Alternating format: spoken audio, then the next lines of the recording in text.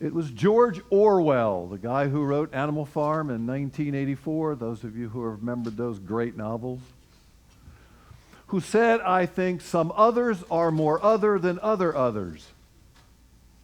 Let me say that again. Some others are more other than other others. Ladies and gentlemen, there is nobody more other than a Samaritan leper. Samaritans were half-breeds, the result of a mixed marriage between God's people and God's people's hated enemy, the Assyrians. In Israel's history, when they came back across the desert from Babylon, the prophet Ezra declared that all mixed marriages needed to be dissolved. Why? Because they threatened the very core of Jewish culture. They contributed to people worshiping false gods. They got people in trouble with God in the way that happen now. When Jesus came along, the hatred between a Jew and a Samaritan had been festering, get this, for 700 years. But not only is this guy a Samaritan, he's a leper. I want to read 2 verses of what Leviticus says about lepers. The leper who has the disease shall wear torn clothes and let the hair of his head hang loose, and he shall cover his upper lip and cry, unclean, unclean. He shall remain unclean as long as he has the disease. He is unclean. He shall dwell alone in a habitation outside the camp. Lepers were cordoned off into their own colonies, apart from good and decent people. They were out of sight. You read Leviticus further, and it will tell you they couldn't get within 6 feet of clean people. They were considered as polluted as the colonies they lived in. So I got to ask you,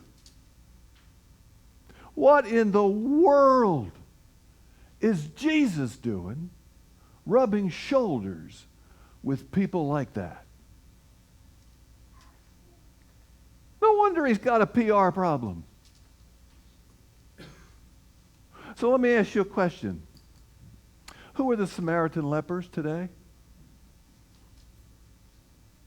Who are the people that good and decent people like us don't want to touch with a 10-foot pole? I don't think we need to come up with a list, because I suspect we all know who would be on them. The outcast of this society who sit at our gates and gather at our borders and beg on our street corners. The countless legions of people who would never make it at Walton, who never would come close to become a CEO of a Fortune 500 company, who wouldn't be welcomed in our country clubs. Some others are more other than other others. But something's bothering me. What if we're wrong? What if in God's eyes, the real power of this parable is not that some of them are Samaritan lepers, but all of us are? What if those 10 lepers that Jesus is talking about in today's text are not a part of society? They represent all of society. Are we really, I got to ask you, because I think we struggle with this. Are we really any better or any different than anybody else? There's a lot of stories in the Bible, and I get some of them confused. Maybe you can help me with this. There's a story that Jesus told somewhere along the line about a father who had 2 sons. Do you remember that story? And one of them, the younger brother, blew everything he had on bad choices. And the older one of those two brothers was about as pompous, as arrogant as you could imagine. Nobody wanted to be around him. If I remember correctly, the father embraced both sons, offering them a joy and a forgiveness and a peace that neither one of them deserved. Ladies and gentlemen, at the heart and soul of Lutheran theology is this word grace. Grace, it's been said, is an acronym, G-R-A-C-E, for God's redemption at Christ's expense.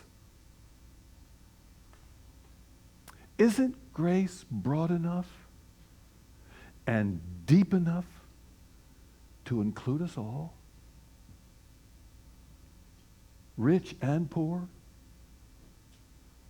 Republicans and Democrats,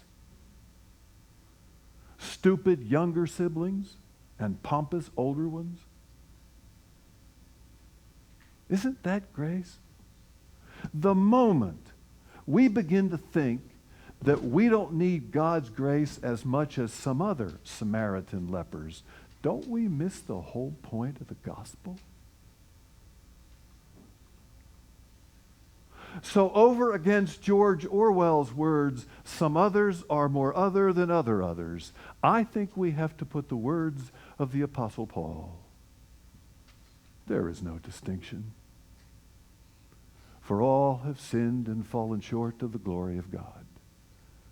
They are justified by God's grace as a gift.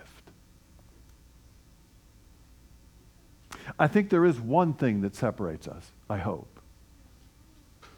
We're the ones who, receiving that grace, know where it has come from, and we return to give thanks. We're the one of the 10. We're the ones, aren't we, who realize that without God's grace in our lives, we have no standing, no hope, no promise. That with God's grace, God has made us the people that we are called to be at a whole different kind of level. If you, get this, if you were the only person in the world, there was nobody else on this world except George Logan, God would have climbed up on that cross for him. And for you, and for you, and for every one of us. That's the depth of the amazing grace of God. And ladies and gentlemen, there's only one thing to do with that grace, and that's to share it. To be as graceful to other people, even those Samaritan lepers out there who we don't understand as much as God has been to us. God has embraced you in your brokenness and in your bruising and in your dark spots.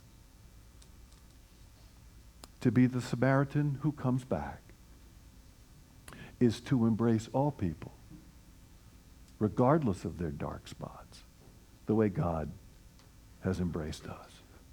Because the fact of the matter is, their dark spots, their bruises, are no darker than our own.